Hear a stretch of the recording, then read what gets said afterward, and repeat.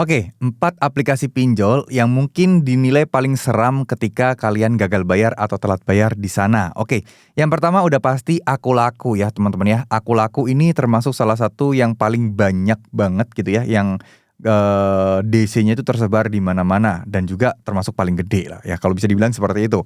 Ini udah nggak bisa dibantah lagi karena memang sebesar itu Akulaku teman-teman, dan ya DC-nya udah ada di mana-mana dan bahkan udah banyak yang merasakan disamperin oleh DC Akulaku.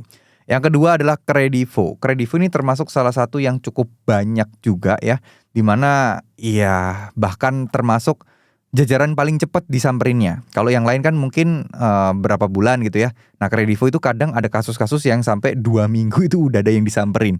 Nah, seperti itulah ya, salah satu hal yang mungkin membuat ini menjadi kayak terkesan lebih serem gitu loh. Pinjol-pinjol yang serem buat digalbay gitu ya teman-teman.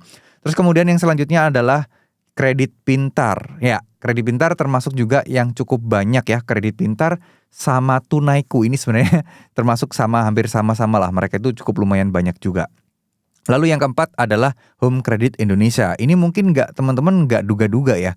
Jarang banget orang-orang yang mungkin tahu soal home credit. Tapi nyatanya ternyata DC-nya tuh banyak banget.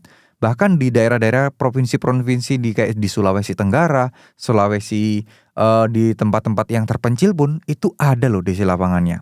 Berbeda dengan Akulaku mungkin yang diambil dari kota-kota besar yang mengarah ke kota-kota kecil dan sekitarnya ketika penagihan. Kalau home credit ini rekrutmen dari DC-nya itu sampai menyebar seperti itu teman-teman.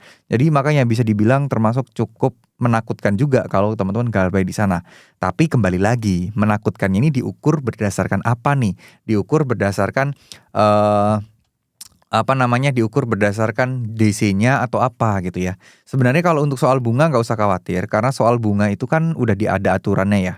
Tapi kalau soal DC, seberapa cepat dia menyamperin, datengin kita, nagih ke rumah kita, nah ini salah satu yang mungkin teman-teman harus ketahui juga ya. 4 itu termasuk yang paling cukup lumayan ditakuti. Nah, kalau kalian ada yang menurut kalian kayaknya ini lebih menakutkan deh kalau digalbay, bisa tulis di kolom komentar ya. Thank you, semoga apa yang saya sampaikan bisa bermanfaat. Jangan takut, sekali lagi masalah pinjol adalah masalah perdata, teman-teman tidak perlu panik, tidak perlu cemas, insya Allah semuanya akan baik-baik saja. Ya, terima kasih. Wassalamualaikum warahmatullahi wabarakatuh.